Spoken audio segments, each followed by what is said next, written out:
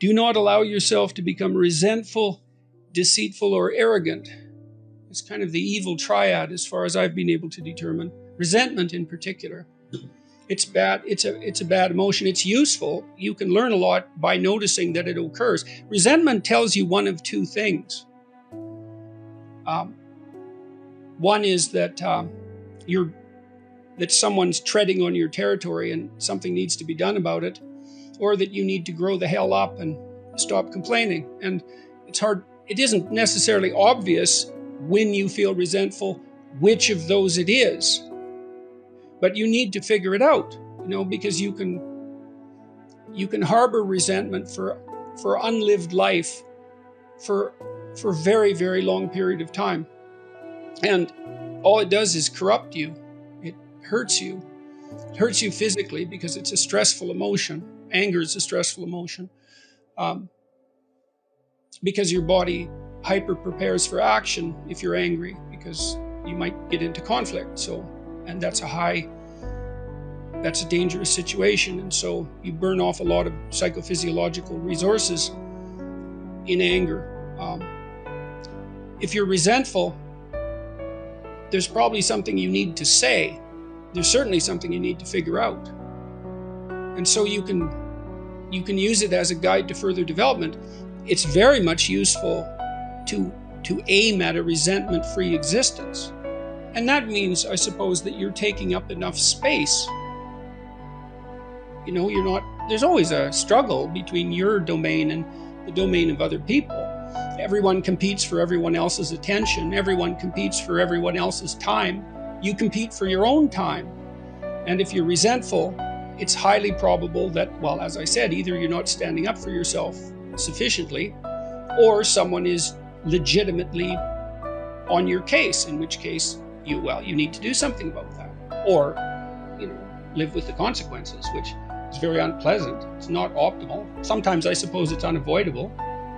But, generally there's something that can be done about it.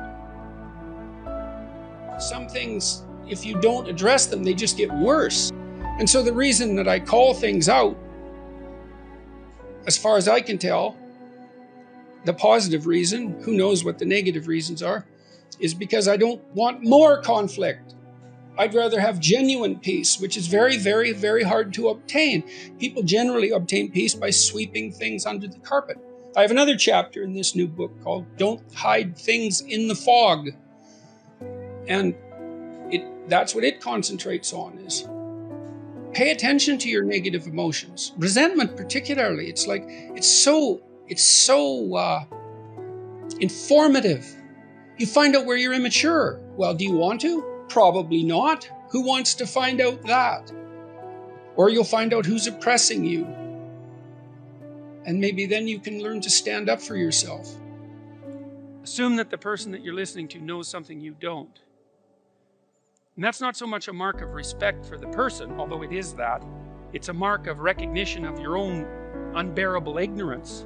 One of the things you have to do in life, you have to decide what's more important, what you know or what you don't know.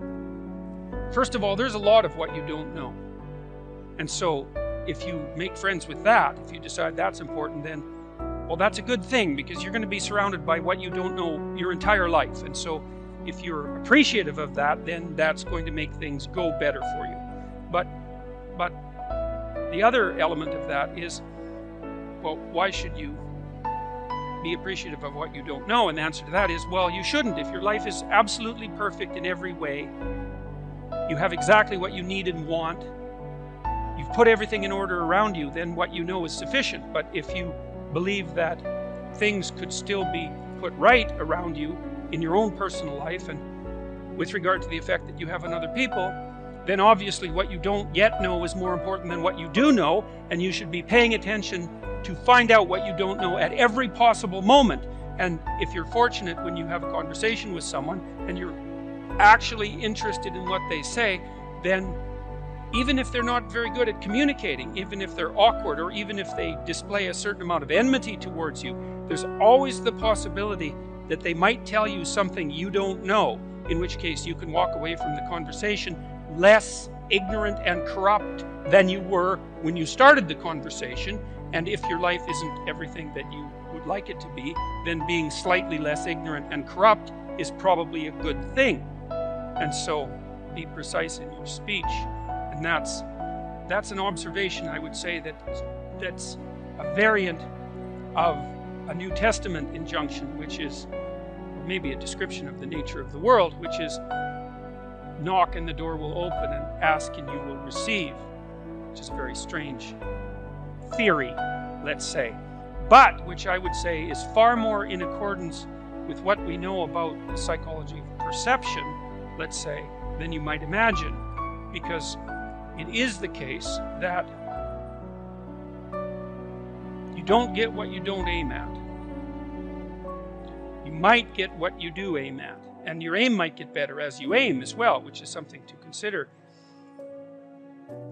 If you specify the nature of if you specify the nature of the being that you want to bring into being, then you radically increase the probability that that's what will occur. And of course you all know that because you regard yourself, at least to some degree, as active creative agents, right? Your fundamental attitude towards yourself, at least in the manner that you act towards yourself, is that you wake up in the morning and you have a landscape of possibilities that lay themselves open to you, and you make choices between those possibilities and determine in consequence how the world is going to manifest itself. So you confront a field of potential. That's a good way of thinking about it. And through your choices, you determine which elements of that potential are going to concretize themselves into the real world. And you are very unhappy with yourself if you don't do that properly, and you're very unhappy with other people if they don't do that properly, and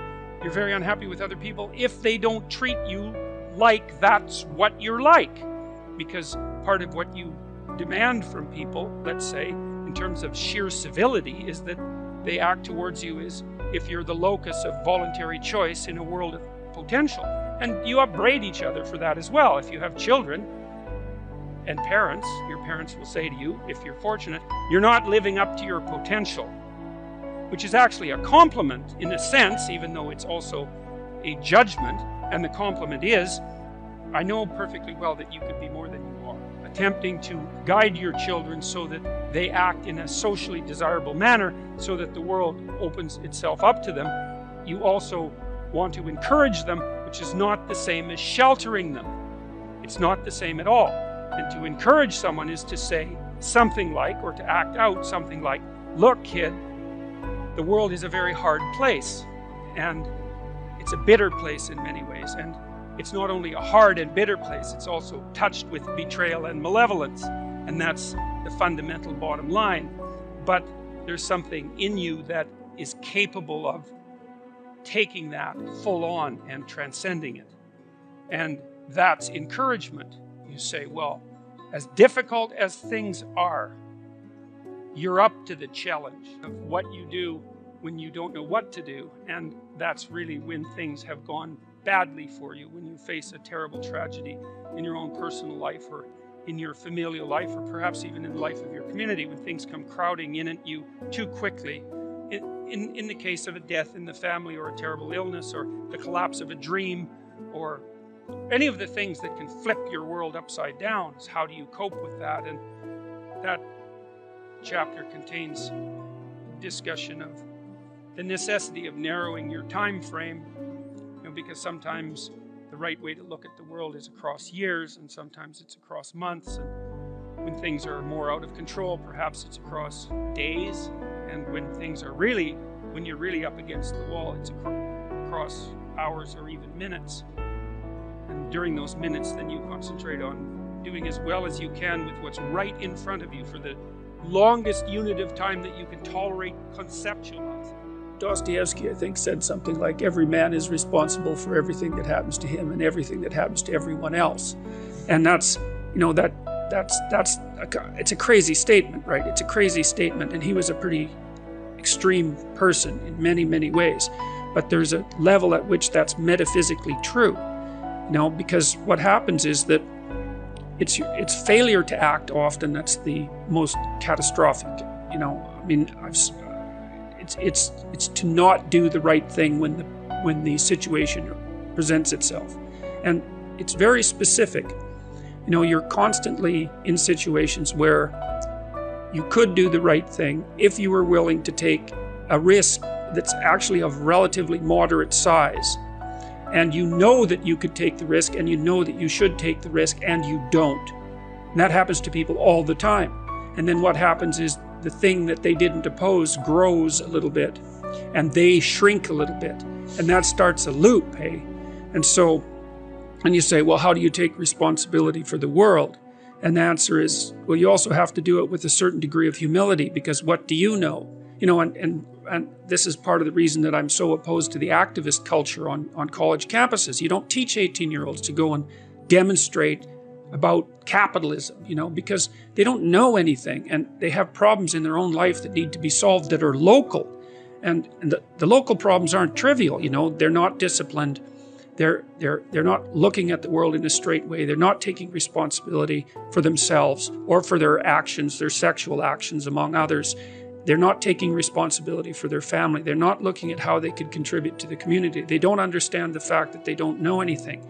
And so they should be taught to start locally and to put things together that they could put together, you know, to make their bed and to clean up their room and to attend their classes with regularity if they're going to university, because that's part of the implicit contract, and to straighten up the things around them that are actually within their power to straighten up.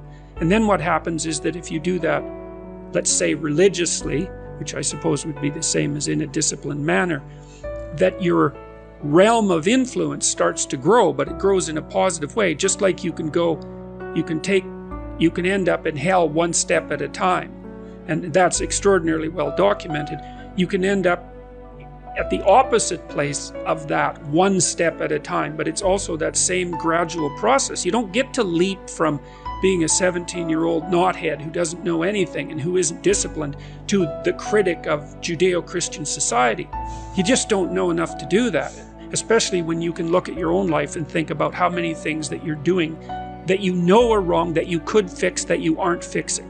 And that's the crucial thing. This mode of thinking isn't asking people to stretch themselves beyond what they're capable of.